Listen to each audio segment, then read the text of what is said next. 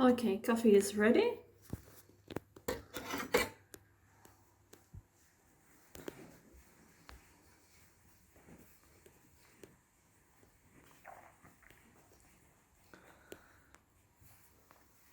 I have very interested audience.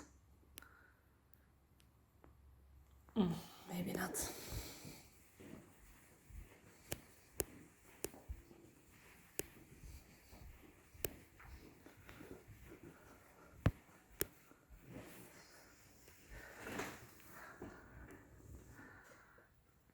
So yeah, here we are.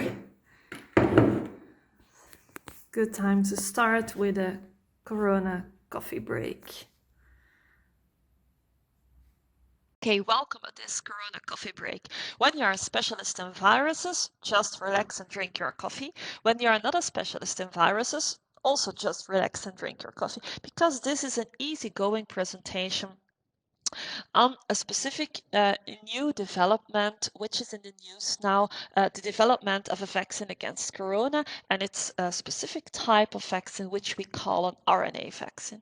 So what is an RNA vaccine? First, I start with a basic explanation on a virus. So here you see a virus. A virus is a structure with genetic material and with a specific code at the outside. So this code is different for different type of viruses. For example, the flu virus has other structures here compared to the coronavirus, and also the genetic material is different. Okay, what happens when a virus enters your body? So when it gets in touch with specific cells of your body, for the coronavirus, it are cells of your respiratory system, the viral particles enter your body. And they can amplify and they will form a lot of new viral particles. Those viral particles can be released from your cell, and you can spread those viral particles again in the environment and can infect other people. This is detrimental for the functioning of your cells, and you can have a strong reaction. So in case of the coronavirus, you can have severe lung problems, and also you'll have a general reaction of your body, which is the development of fever. But also, luckily, your immune system is activated. Initially, it's not activated enough to cope with all those viral particles, but after a while, it's able to deal with these viral particles when everything goes fine. Part of the immune system are cells which produce antibodies. So these particles here are antibodies. Initially, the antibodies are linked to a cell, but also they can be released. What happens is that these are very specific antibodies, and they will specifically bind these viral particles. When these viral particles are bound to antibodies, they will be destroyed by our immune system. And then also the disease symptoms will disappear. Okay, now when you have a classical vaccine, in fact, you train your body for the recognition of a virus. And you can do this by an inactivated virus, by part of the virus, or by administration of only the viral code. Okay, let's have a look how this works. Okay, so you inject an inactivated virus, for example, but the viral code is still identical to the real viruses. So what will happen is that this virus will attract cells of the immune system with antibodies specifically recognizing this viral code. Other cells, antibody-producing cells, which are not specific linked or cannot be coupled specifically to this virus, won't be activated. But this cell will be activated, and it will form a lot of new identical copies, and these identical copies can produce a lot of antibodies.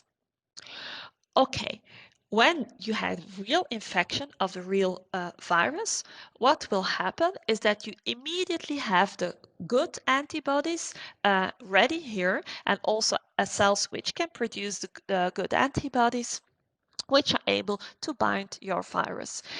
And so this will lead to a fast inactivation of the viruses. As a result, you won't become ill after the infection. Okay, so this is a classical vaccine. You train your body by for the recognition of structures of the virus. It's the system or the principle in an RNA vaccine is a bit different. So you take part of the genetic material and you make copies of this genetic material. The type of the genetic material which is used is RNA, and that's where the name RNA vaccine stands for. Okay, you put this, or you wrap, in fact, this genetic material like this. You bring it together and you have your RNA vaccine. Now, what happens when you administer the RNA vaccine to a patient? It will be taken up by the patient's cells. And this happens, or this uptake happens so good because the structure which is used to wrap the RNA is very similar to the structure which is around your cells, which we call the cell membrane. So the uptake works fine and the genetic material gets released in your cell. Now, this genetic material is translated, and we have chosen a part of the genetic material to put in the RNA vaccine. Um, t- um, we have chosen a specific part which is translated into a structure which you find in the viral code. Okay, so in fact, you will produce in your own cells parts of the viral code of your virus. Okay, this can be present at the outside of your cell, or it can also be released in your body. Anyway, those foreign structures, they again activate cells of the immune system. And in here we represent part of the immune system, a cell which is producing antibodies.